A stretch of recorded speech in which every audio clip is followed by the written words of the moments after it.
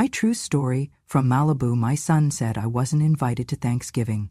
His wife didn't want drama. So I spent it at the beach with the family they forgot I still had. My son said, "Let me send you some firewood to keep warm, Mom, or better yet, how about I just buy you a wooden coffin? That way you'll stay warm forever, and we won't have to worry about Thanksgiving next year." He said it while laughing, like it was some kind of twisted joke. My son. The same child I once begged God to let live. The baby I stayed up all night for, watching him breathe through a machine in the neonatal ICU. The boy I sang lullabies to through tears, afraid he might stop breathing if I looked away for even a second. Now here he was, standing in his polished kitchen, beside a granite countertop I helped pay for, telling me I was disposable. I said nothing. Not a gasp, not a word, just silence. I held my breath so long I forgot I was still alive. He didn't even flinch. No awkward shift, no nervous cough. He looked at me like a man who'd been rehearsing that line in the mirror for days, waiting for the chance to say it. And when he finally did, he looked relieved. His wife, Lena, didn't even come out of the living room. I could hear cartoons playing, the kids were laughing. She had no intention of facing me. She didn't need to, she had trained him well. "Lena just wants a peaceful holiday this year," he added, like that explained everything. "No stress, no drama. You know how it gets, Mom." Yes, I knew exactly how it got. I remembered the year she told me not to bring my sweet potato casserole because no one really eats old-style food anymore. Or the time she suggested I wear beige to the family photo shoot so I wouldn't clash with the color scheme. Or how she always found a way to seat me next to the trash can, the back door, the coldest corner of the room.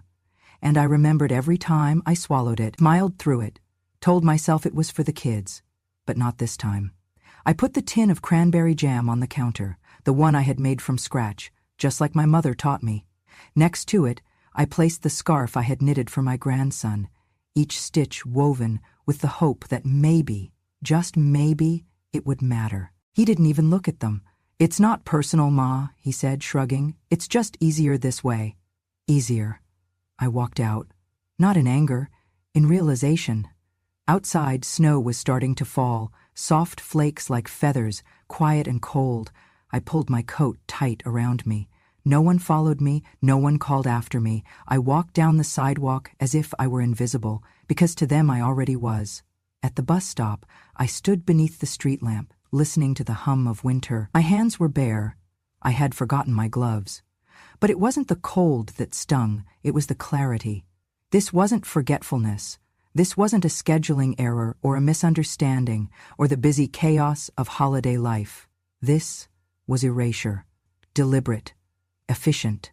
They didn't forget me. And somewhere between that realization and the arrival of the number 14 bus, I stopped being surprised. I rode home through the dark streets of Denver, the city lights flickering past like old memories. The driver didn't speak. I was grateful. I stared at the frost forming on the window, remembering how I used to draw hearts on the glass with my finger when Mark was a little boy. He'd giggle, then press his tiny hand against mine. Felt like another lifetime. At home, I unlocked the door to my small house, the one I kept spotless, though no one visited anymore. The warmth hit me like a betrayal. I didn't want warmth. I wanted understanding. I wanted kindness. I placed my keys in the bowl by the door, took off my coat, sat in my husband's old chair and waited for the tears. They didn't come. I had cried too many times before. When I buried my husband, when I sent my son to college with every penny we had, when he married a woman who never looked me in the eye, when he stopped calling, when he started only texting, when he stopped that too. Now I had nothing left to cry about, just facts, just silence. I boiled water, made a cup of tea, sat by the window and looked at the backyard, at the old willow tree where I had scattered my husband's ashes. I whispered to him, "They don't want me anymore, James. They think I'm..." Noise. The house creaked like it was sighing with me. I reached for the photo album, the one I rarely opened. Flipping through its pages, I saw a version of me I barely recognized. Young, laughing, holding Mark in one arm, a beach hat in the other. And next to me, Thomas. My breath caught. Thomas. His smile, his hands. Malibu. I had not thought about that summer in years after James died, and before I moved back to Malibu for good. I had spent 3 months in California, trying to remember who I was, and in that time I had met someone who reminded me, who saw me, who loved me. We were complicated. The world didn't approve. My family didn't approve. I had a son to raise, a reputation to keep, a life to rebuild. So I left. I never told Mark about Thomas. Never told anyone. It was easier that way, just like Mark said. But now, in the quiet of my empty house, I realized something I hadn't dared admit before. Maybe I had spent too much of my life choosing what was easier for everyone else. I put the photo down and stood, walked to the hallway, pulled the suitcase from the top shelf. It still had the airline tag from my last trip, a hospital visit 2 years ago. I started packing, not because I had somewhere to go, but because I could not stay. I folded clothes, packed my toothbrush, slipped the photo into the front pocket. My hands were steady, my heart wasn't racing. It felt right. At midnight, I sat at the kitchen table and wrote one sentence on a piece of paper. I am not drama. I am not disposable. I am done. I placed it under the cranberry tin. Then I bought a one-way bus ticket to Malibu, and for the first time in a long time, I felt something close to hope. I did not pack much. Just a few old sweaters, a pair of slacks that still fit without sagging, my warmest coat, the hand-knitted scarf I made last winter, not for anyone else this time, just for me. I added 2 pairs of shoes, both practical, 1 small toiletry bag, 1 book, and then, before I zipped the suitcase shut, I walked over to the living room and opened the drawer of the wooden side table. Inside was a framed photograph. My wedding day. James looked dashing in his navy suit. I wore a pale blue dress, not white, not ivory. We were both widowed young, both cautious, both grateful. I took the picture from the frame, folded it gently, and slipped it into the front pocket of my suitcase. Then I took another photo from an envelope behind the frame, a much older picture, one that had been hidden for years. It was the only one I still had of me and Thomas, his arm around my shoulder, my eyes squinting from sunlight. Sand on our feet, wind in our hair. Malibu, 1983. I sat on the edge of the couch and stared at the worn edges of that photograph. Thomas had been so gentle, so full of life. I had just turned 38, Mark was 9, too young to be left alone, too old to not notice his mother's sadness. After James died in the accident, the life I knew unraveled. The insurance money came late, and the bills came fast. I found a small job opportunity through a friend, housekeeping for a family in California, Malibu. I took it. I needed space, sun, and silence. Mark stayed with my sister in Malibu for the summer. Just one summer, I told myself. That was when I met Thomas. He was the gardener for the property 2 houses down. A veteran, a writer. He was mending from his own grief, a sister gone too soon. He used to bring me lemons from his tree, leave them in a bowl with handwritten quotes tucked underneath. He never tried to impress me, just made space for me. We would walk on the beach when my work was done, talk about books, music, the future we never imagined ourselves allowed to want. But it did not last. One evening, Mark called me in tears, missing home. My sister said he was having nightmares. She told me I needed to choose my child or this California fantasy. When I told my aunt I had grown close to Thomas, she froze. "He's a good man," I said. Her response came cold. "He's not your kind of man." That meant one thing. Thomas was black. Malibu was not kind about such things back then. My family, even less so. I didn't fight. I packed. I left. He held my hand at the bus station, didn't say anything cruel. Just kissed my fingers and whispered, "You're allowed to choose yourself too, someday." But I didn't. I went back. I became the dependable widow, the strong mother, the silent supporter. I never told Mark about Thomas, and I never let myself write him again. Now, 39 years later, after being told to choose between firewood and a coffin, I found myself staring at his smile in an old photo, wondering if he would even remember me. Maybe he was gone. Maybe he had moved on. Maybe I was chasing ghosts. But I knew one thing for sure. I could no longer stay in a place where I was treated like one. I zipped up the suitcase. The squeaky wheel still groaned the same way it did during my hospital trips. I tied a ribbon on the handle, red so it would stand out. I turned off the lights in each room like a ritual, pausing to touch the door frames, the backs of chairs, the faded pictures of Mark as a boy. Each one a farewell, not a dramatic exit, just a quiet goodbye. When I got to the front door, I hesitated, not out of fear, out of fatigue. Leaving at 77 is different than at 38. Your body does not move quickly, your breath is shorter, but your resolve, your soul, is sharper, cleaner. I picked up the note I'd written the night before, the one that simply said, "I am not drama. I am not disposable. I am done." I placed it on the mantel, right below the photo of James. He would understand, he always did. Then I locked the door behind me. The air outside was biting. Snow flurries floated in circles, dancing against the porch light. The world felt heavy and weightless at once. I did not call a cab, I walked. Suitcase dragging behind me like an echo. At the corner of Maple and 3rd, the bus pulled up with a low sigh. I boarded. The driver nodded. I sat in the same seat I always did, 4th row from the back, next to the heater vent. We passed Mark's neighborhood. I did not look up. We passed the diner where I used to take the grandkids for hot chocolate. I did not wave. When we arrived at Union Station, I bought a ticket west. One ways, no return. The clerk didn't ask why. I looked down at the ticket, ran my fingers across the printed words. Malibu. It felt like both a destination and a confession. I sat alone in the waiting area. The station was quiet. People were scattered, reading, dozing, scrolling their phones. I watched them all and felt invisible, but not in a painful way, in a peaceful way, like a tree at night, unseen but still standing. I reached into my bag and took out the photo of Thomas, held it in both hands, like it was glass. "I don't know if you're still there," I whispered to it, "but I'm coming anyway." That was the moment. The true moment of departure, not the locking of the house, not the buying of the ticket, but the decision, the quiet, unshakable decision, to go where I was once loved, even if only for a while, to choose, finally, not what was easy for others, but what was right for me. And so, with snow falling like soft permission around me, I boarded the train.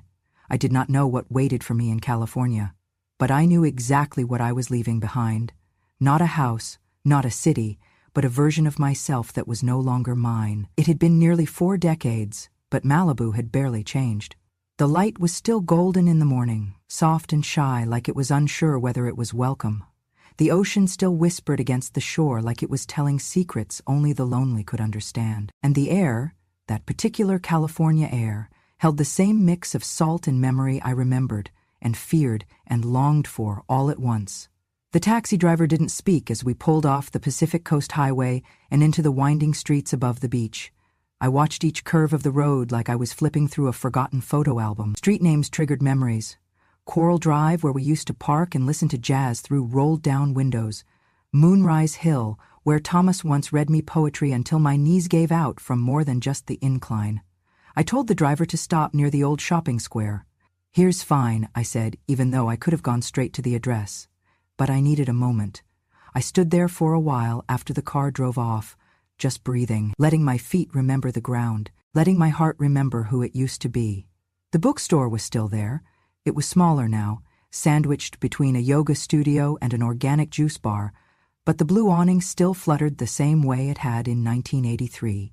Back then, I stood under that awning in a sundress, nervous as hell, watching Thomas sign his first published book. There had been barely a dozen people there. I was the only one who brought flowers. He wrote in the dedication, "To Helen, because you saw it before anyone else did." I pushed the door open. Inside it smelled like cedarwood and dust, the kind of place that respected silence. A young woman stood behind the counter, tapping on her tablet. She looked up with a polite smile that flickered into curiosity when she saw me. "Can I help you find something?" I hesitated. "I'm actually looking for someone, a writer. Thomas Avery."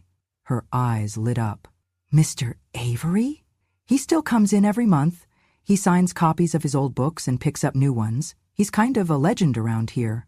My chest thudded. "Does he still live nearby?" I asked. She nodded. "Same place, beachside. You can't miss it. White gate, blue mailbox, always has sunflowers out front. Sunflowers still. Thank you, I whispered. As I walked out, I glanced toward the nonfiction section. His name was there, embossed in gold on a row of worn spines. I didn't touch them. Not yet. I needed the real thing first. It took me 15 minutes to get to the house. 15 minutes to walk into a memory I wasn't sure I deserved to reclaim. The house was exactly as I remembered it. Not large, but proud, weather-worn wood siding, paint flaking in the corners, and yes, sunflowers, in 2 rusted pots, defiantly yellow against the sea-gray sky. My hands trembled as I reached the gate. I hesitated. What if he had someone now? What if he didn't remember? What if he did? But my feet betrayed my doubts. I walked up the stone path, each step sounding like thunder in my chest. When I reached the door, I paused. Then, with the gentleness of someone knocking on time itself, I tapped twice. Footsteps. Slow. Steady. The door creaked open. And there he was. Older, of course. Thinner. Beard gray, hair shorter than I remembered. But the eyes. Those eyes. Still carried every page of every story he ever wrote and every word he never got to say. For a long moment, neither of us moved. Then he whispered, "Helen?" I tried to answer, but my voice cracked. "Hi, Thomas." He blinked once, twice, and then the tears came. No warning, no shame. Just tears, falling fast down his cheeks as he reached for me with both hands. I stepped forward, into his arms, into the arms I had dreamed of in silence for 39 years. We didn't speak right away. There was no need. He held me like something that had been lost too long. I let him. When we finally pulled back, he laughed softly, wiping his eyes like he couldn't believe he was allowed to. "I thought I imagined you," he said. "I thought you forgot me," I replied. "I tried." We stood in the doorway a little longer, just looking at each other. Then he stepped aside and said, "Come in, please." Inside, the house smelled like rosemary and old books. The walls were lined with shelves, some crooked, some packed. There were paintings I didn't recognize, and one I did. The watercolor of the beach we used to sit on. "You kept that?" I asked. I never took it down. He made tea, his hands shaking only slightly. We sat at his kitchen table, across from each other like no time had passed, and yet all of time had. I told him everything. About Mark, about Lena, about Thanksgiving, about the coffin comment. He winced. His knuckles whitened around his mug. Then he stood, walked around the table, and knelt beside me. "I should have come after you," he said. "I should have fought. I should have stayed," I whispered. He looked up at me, eyes blazing. "You're here now." Outside, the sun was starting to set, casting long gold shadows through the windows. The ocean roared in the distance, as if applauding something sacred. Thomas took my hand. "Stay," he said. "Just for the night. I bought a one-way ticket." His breath hitched. "You're serious?" I nodded. "I don't know what I'm doing, but I know I can't go back." He kissed my hand, then stood. "Then let's start with dinner, and you can tell me what you do remember." "About Malibu. About us." I smiled. I remembered everything. That night, Thomas made roasted vegetables and rice pilaf. The kitchen still held the same rhythm I remembered. Pots clinking, soft jazz playing from the radio, a candle lit not for romance but for comfort. He asked if I still liked chamomile tea after dinner. I did. We ate slowly, like people who had learned the cost of rushing. After the dishes were rinsed and dried, we sat in the sunroom, the same one where he used to read drafts of his early work aloud, back when his voice still carried the tremble of doubt. He leaned back in the chair across from me, fingers laced on his lap, and said, "I never married." The words fell like a pebble in still water. Small, unassuming, but their ripple reached deep. "I dated," he continued, "once, maybe twice, but no one ever made me feel like you did." I looked away, overwhelmed. Not by surprise, but by recognition. "I didn't either," I whispered. He tilted his head. "I never remarried after James. Never even really looked. I told myself it was for Mark, but the truth is," I paused, then faced him fully, "no one could live in a room already filled with your memory." His eyes glassed again. "All this time, Helen, I thought I was being foolish. No, I said. You were being faithful. We sat in silence for a long time after that, but it was not awkward. It was full. Later he asked if I wanted to join him the next day for a small local gathering, a Thanksgiving lunch hosted at the community center for seniors who lived alone. He volunteered there every year. I usually just serve food or set up chairs, he said. But maybe this year we can just sit. I agreed. The next morning I dressed in a blue cardigan and the necklace James gave me on our last anniversary. Not out of mourning, but memory. Thomas wore a gray sweater and a tan scarf. He still smelled like sandalwood and ink. The center was warm, bustling with soft laughter and clinking cutlery. Dozens of people, mostly silverhead and slow-moving, filled the tables. Some had family. Many did not. Thomas introduced me as an old friend. People smiled, nodded. One woman asked if we had known each other long. 40 years, he said simply. We sat at a table near the window where the sun lit the edge of the ocean. I watched the waves and thought, even water remembers. Someone tapped a glass, a young woman with a clipboard, probably a volunteer, and asked if anyone wanted to share what they were thankful for this year. There were murmurs. A few shaky voices spoke of health, new knees, great-grandchildren.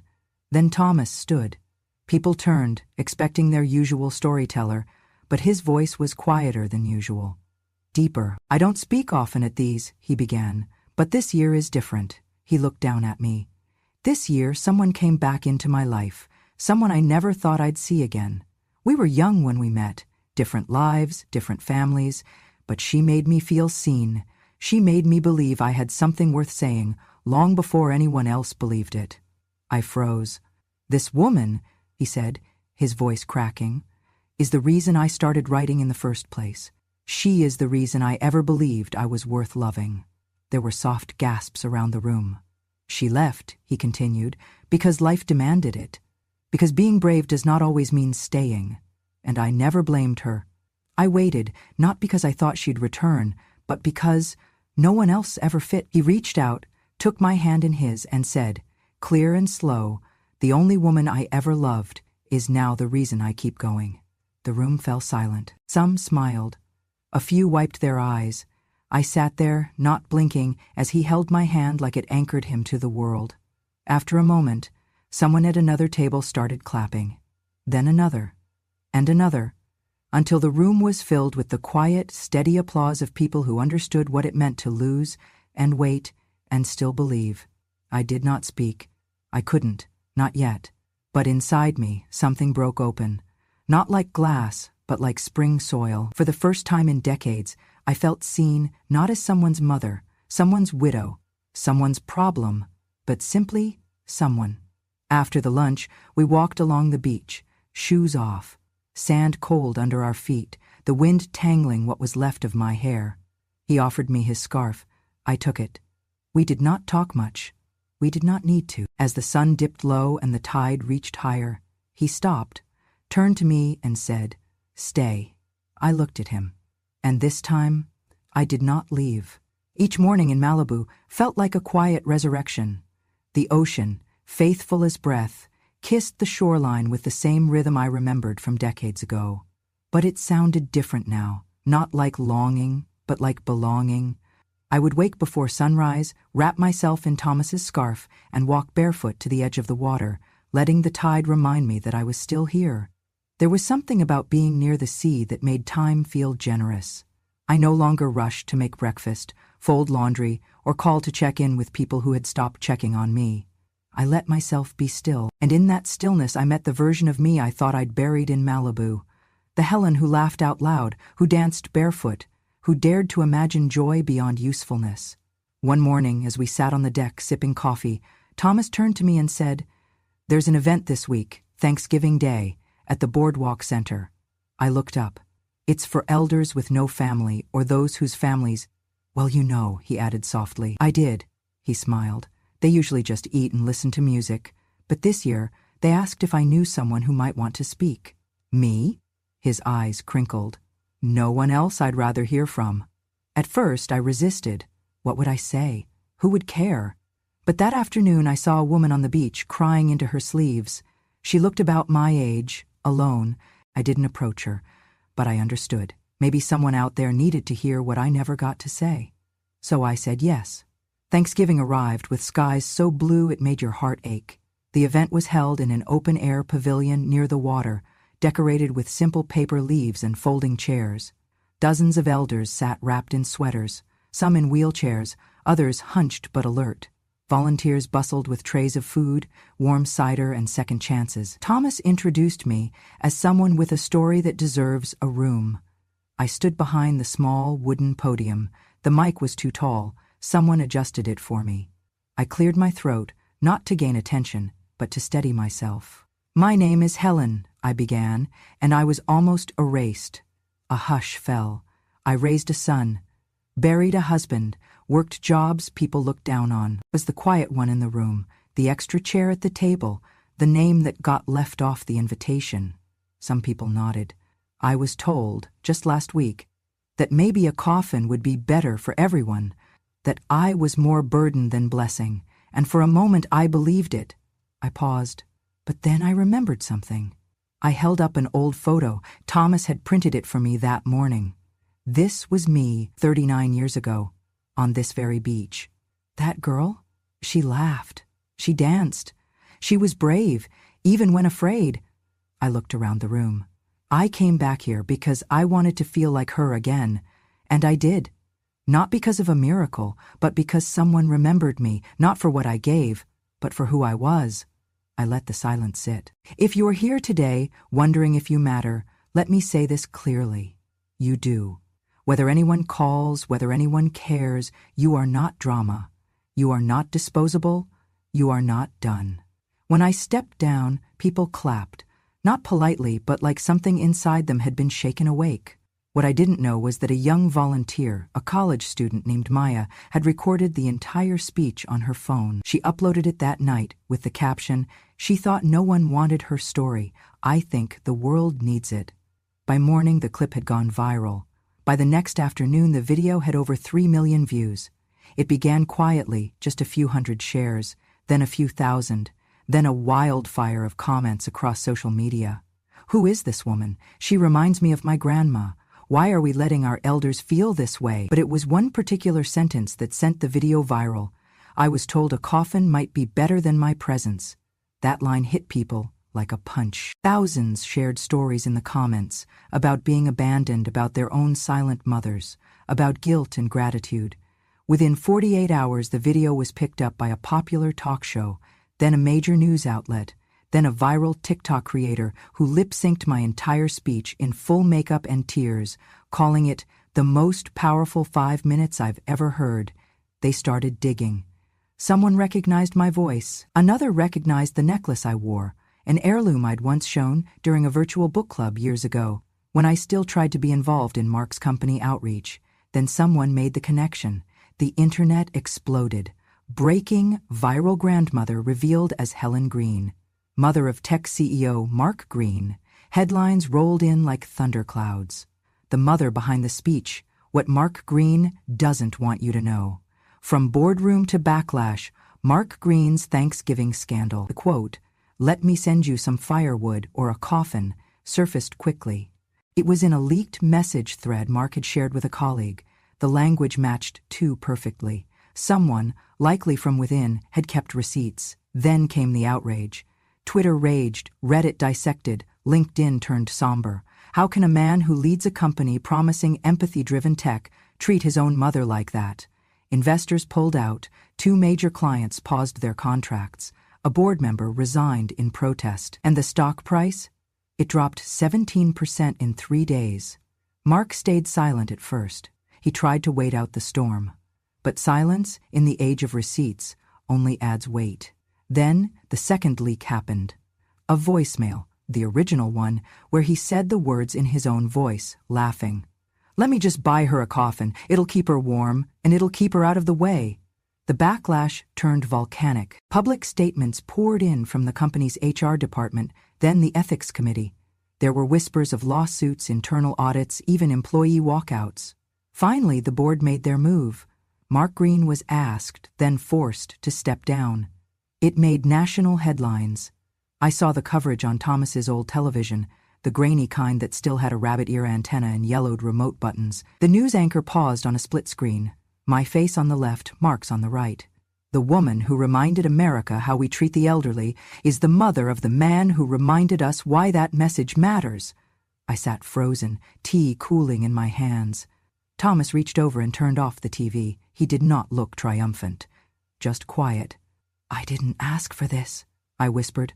"No," he said, "you didn't. But sometimes the truth asks for you." That night, my inbox flooded. Messages from strangers. People thanking me, crying, apologizing to their own parents. A schoolteacher wrote, "Your speech made me call my mother after 10 years. An Army veteran said, "I've never cried in uniform until I saw your video." One woman simply wrote, "Thank you. My kids don't call, but you reminded me I'm still here." But amid the flood came one message that made my breath hitch. It was from Mark. No subject line, just 3 words. "I am sorry." The call came just after sunset. I had just finished setting the table on Thomas's back porch, 3 place settings, even though it was just us and our neighbor's daughter who often stopped by with flowers or books. The sky over Malibu was bruised pink, and the sound of the tide below was soft, steady, like a grandmother humming to herself. My phone rang, a number I still knew by heart. I let it ring twice before picking up. His voice cracked on the first word. "Mom!" I did not answer. He exhaled hard. Then quieter. I saw the video. Still I waited. I heard the voicemail too. And the news. Everything. I lost the board position, the house. Lena's gone to her sister's. I just... Silence. Then a whisper. Barely audible. "Mom, I was wrong. I was cruel. And I'm so sorry." I could hear him crying. The kind of crying that does not beg for forgiveness, only relief. "I thought I was being strong," he said. "I thought I was setting boundaries, but I was just scared of how much I didn't know you anymore, of how much I needed you and hated needing you." Still, I said nothing, because something in me, something sacred and long buried, needed to know he would speak, even if I never did again. He tried once more. "Please, say something." I looked out at the horizon. The waves kept moving. Then I opened the photo gallery on my phone, found the one Thomas had taken just that morning. It was me, him, and 6 other people from the community center, arms around each other, smiling. Behind us, the ocean wide and open. Around me, people who had started calling me Mama Helen, not because of blood, but because of care. I attached the photo to a message. Underneath I typed, "I am not in a coffin. I am living in a place where my heart is still allowed to matter." Then I sent it. I put the phone face down on the table. Thomas poured me tea. No questions, no judgment. "You okay?" he asked softly. I nodded. Because I was. For the first time in years, I truly, absolutely was. I did not come to Malibu to punish anyone. I did not come to prove a point, or to go viral, or to teach anyone a lesson. I came here because something inside me, small but stubborn, refused to disappear quietly, something deeper than pride, stronger than pain. I came because I was still alive. For so long I thought love meant silence, that being a good mother meant shrinking, that sacrifice meant disappearing just enough for everyone else to shine. But here's the truth. Love without boundaries is not love. It is surrender. I spent decades being dependable, useful, uncomplaining. I taught myself to expect nothing and forgive everything. I told myself that was what strong women did. But strength is not quiet obedience. Strength is staying soft in a world that tries to harden you. People ask if I feel vindicated now that the world knows what happened. They ask if I'm happy that my son was humbled, that his name is attached to shame. No, because I did not raise a son to see him fall. I raised a son because I believed in life, in continuity, in legacy. And that's what hurts the most. But hurt does not mean hate. I don't hate Mark. I just can't carry him anymore. He will have to learn to walk without the weight of my forgiveness always cushioning his fall.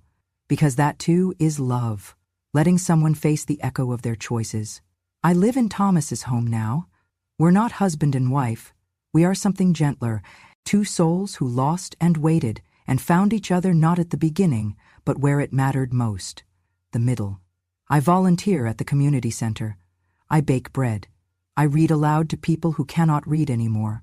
I write letters to people who do not get mail. I laugh. I live. And Malibu? Malibu is not the place where I came to die. It is the place I remembered I was still alive. If you are reading this, or watching this, or hearing my story through a friend, and you feel invisible, like a burden, like something left behind, I want to say something to you. You are not excess. You are not noise. You are not something to be managed. You are memory. You are warmth. You are the part of someone's story that made them whole.